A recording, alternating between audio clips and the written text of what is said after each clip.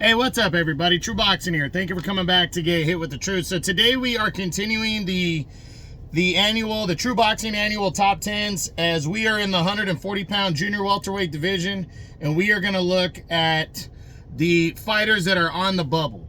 Now, before we get into that, if you could smash the like button, leave a comment, or subscribe to the channel, I really do appreciate any and all support that I can get as I continue to build my channel here. So fighters on the bubble, again, what that means is the fighters that potentially have a chance to bust into the top 10 by the end of 2025. These are guys that are either highly ranked in the top 5 of the 4 governing bodies that control the world titles, or they are big names. And with 140 being such a wide open division, there's a very good chance of fighters busting into the top 10. So we're going to kick it off with the WBC's #1 ranked contender, Sandor Martin. Martin has his opportunity coming up, as he is in line to challenge undefeated champion Alberto Puello. They are going to clash likely on the Tank Davis and Lamont Roach undercard that's taking place March 1st on Amazon Prime pay-per-view. The fight has not been finalized, but everybody's talking about that being the case. Martin didn't fight at all in 2024 as he was waiting around for his shot, but his shot is guaranteed, it's mandated, so he should be getting his opportunity, and a strong performance or a victory will get him, in my opinion, will bust him into the top 10, because he only dropped out of the top 10 because of inactivity. Then we look at the WBA's #1 ranked contender, the undefeated Andy Hiroka. Andy Hiroka of Japan busted onto the scene this year with an impressive performance. He only fought one time against Ishmael Barroso in September. It was on the Inoue and Doheny undercard, but he overly impressed with a dominant performance against Barroso, who was the #1 contender in waiting, and he dominated him, stopping him in 9 rounds, and is now a top-tier contender in the WBA, being the #1 ranked contender. Now, with Jose Valenzuela taking on Gary Antoine Russell next, we don't know what's going on with Isaac Cruz, as Cruz could be going back down to welterweight. So I think Hiroka could get his chance against the winner of Valenzuela and Russell. But we just got to wait and see how that all shakes out. But I like Andy Hiroka. This is a good win. He's got a good resume, and he's got a good record, and we're gonna see if he can bust in to the top 10 in 2025. He's definitely, in my opinion, he's gonna get the opportunity. And next up is Russian Karatin Agraba, who is a southpaw, Russian southpaw, stands 15-0 at 9 knockouts. This guy is the WBA's #2 contender. So if the WBA decides to order a final eliminator, we could be seeing Karatin and Hiroka fighting each other for that final eliminator, which will be a banger right there, because these two guys are highly rated. So interested in seeing if the WBA orders a final eliminator, especially after what's-his-name is already the #1 ranked contender, Hiroka, and he took it from the previous #1. But Karatin should get an opportunity to potentially become the #1 contender by the end of the year, potentially, as he's as I said, he's highly rated in the WBA right now. Potentially he could fight Kenneth Sims, who's sitting there in the #3 position. We're going to see what happens, especially after the Russell and Valenzuela fight finish up on March 1st. On March 1st for the WBA title. So the next fighter that's on the bubble is the WBO's #1 ranked contender, Arnold Barboza Jr. He narrowly missed out on the top 10. He's coming off of his best win, unanimous decision over Jose Ramirez. He went 3-0 and maintained his #1 status in the WBO. He has a golden opportunity on, I think it's February 15th. He is taking on Jack Catterall, and what at the very minimum is going to be a WBO final eliminator. It could end up being an interim title fight. It could end up being for the official WBO title, because we don't know exactly yet what Teofimo Lopez is going to do, the champion. But the talk is that Lopez is going to end up challenging Lopez is going to end up defending his title against former champ Subriel Matias. If that's the case, then this will be an official WBO final eliminator. But Barbosa, a victory over Jack Catterall, will absolutely punch him into the top 10. So we'll see. Next up after Barbosa is former unified champion Jose Ramirez. Ramirez, this year, he went 1-1. He's still a name. He's not highly rated anymore because he's coming off the loss to Barbosa. He's kind of at a crossroads. But the fact that he's a big name gives him some clout. So he's still banging around. Right now, he is the WBC and WBO's number 9 ranked contender. So he'd have to climb back in, but it's not going to take much to get back into the top 10 for a lot of guys because it's such a wide open division.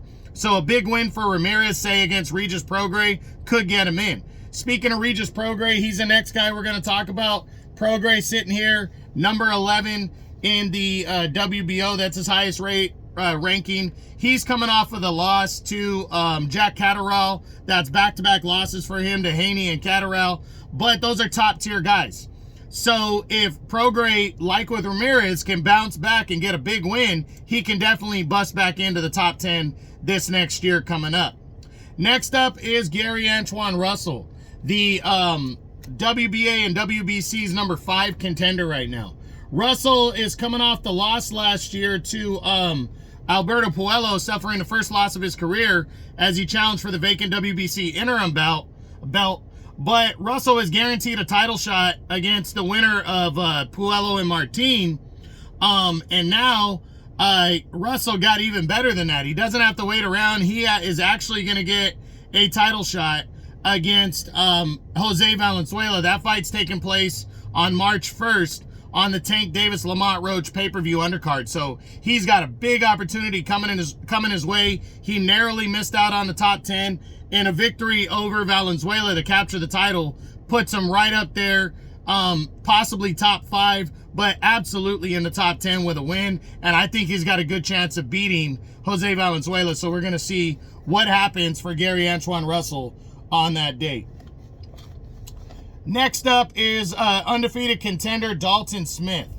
Dalton Smith entered the year just as an undefeated kind of prospect on the rise, but he passed his big test in April, his only fight of 2024, when he took on Jose Cepeda and was able to knock out the former 3-time world title challenger in only 5 rounds and remain undefeated. So now 16-0, 12 knockouts. He is the WBC's number 2 contender.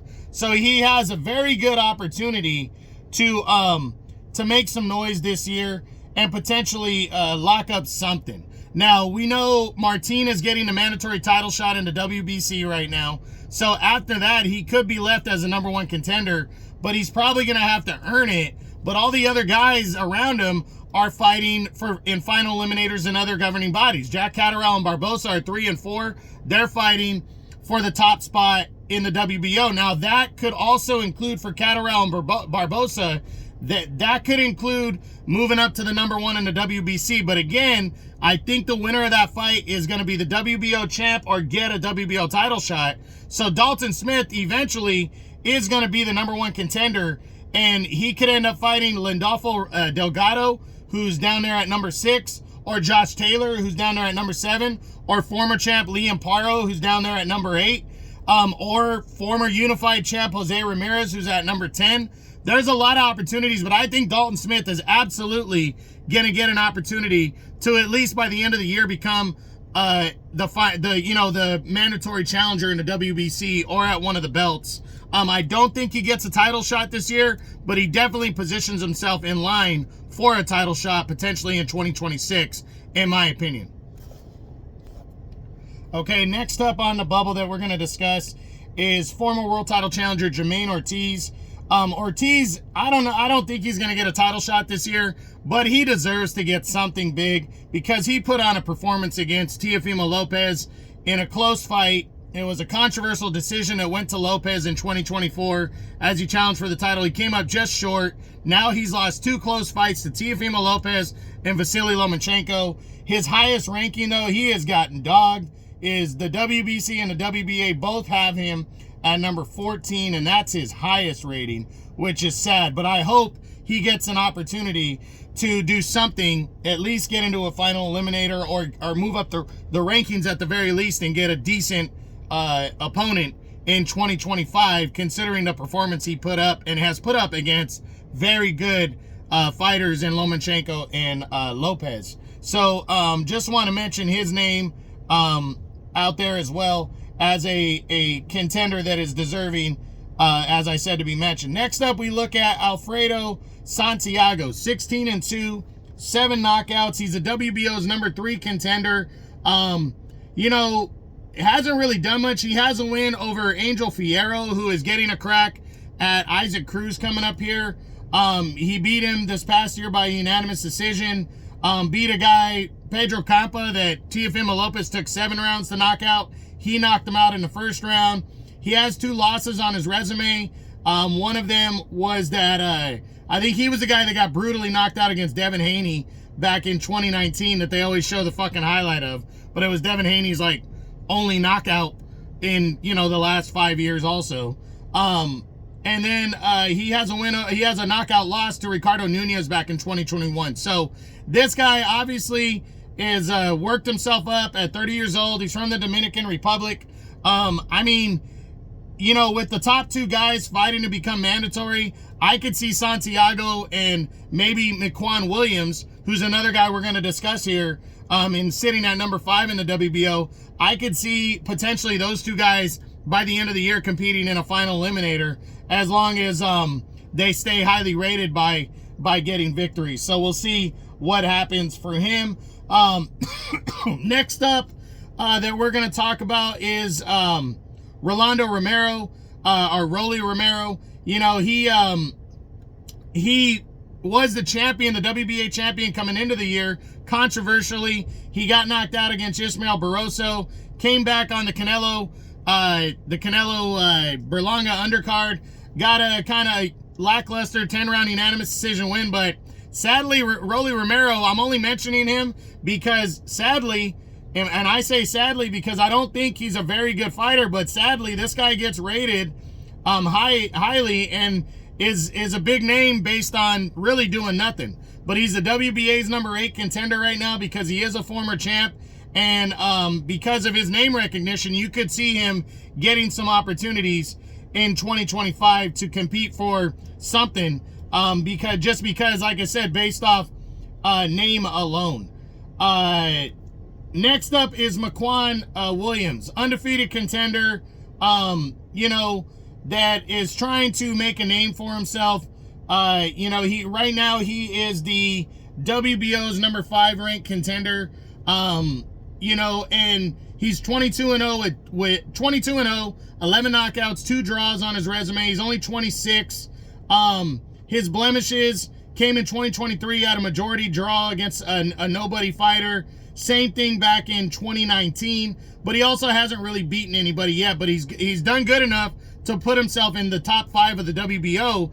And again, as I mentioned a little while ago, with Alfredo Santiago being at number 3, Barbosa and Catterall are fighting to become mandatory. And then there's talks that Teofimo Lopez is going to fight the number 4 contender, Subriel Matias, next. So that could leave Barbosa and Miquan Williams wide open for a showdown. Santiago and Miquan Williams for a showdown this year to become the WBO's number 1 contender by the end of the year. So we should have some clarity in the WBO, and if Miquan Williams continues to win, he can find himself in a favorable position by the end of the year. So we'll see what happens with him. Hey, what's up, everybody? True Boxing here. Thank you for coming back to Get Hit with the Truth. So today we are continuing, excuse me, guys. We are finishing up the fighters on the bubble. I had the video on pause to finish it up. The last fighter we're going to look at is Kenneth Sims Jr., who is the WBA's number 3 contender. 21-2-1, 8 knockouts. He moved himself in position. He had to win over Akhmedov in 23. You know, but he only had 1 fight, and it was against Jonathan Romero, the veteran. and he got a 5th round TKO win. So he's still banging around in the WBA. I wouldn't be surprised if he worked himself into some kind of an eliminator before the end of the year. But that's pretty much all there is to say on Kenneth Sims Jr. So that's pretty much it for the 140-pound fighters that are on the bubble. You got some good fighters, some good names that have opportunity. Again, 140 is a wide open division, and it's one of the best divisions in boxing. And I'm really looking forward to seeing some of this top tier talent fight each other. So we'll see what happens, but that's it. That's what I got. That is my fighters on the bubble as my 2025 True Boxing annual top 10s continue. I hope you enjoyed the video. If you did, smash the like button, leave a comment, or subscribe to the channel. I appreciate any and all support. This is True Boxing. You've been hit with the truth.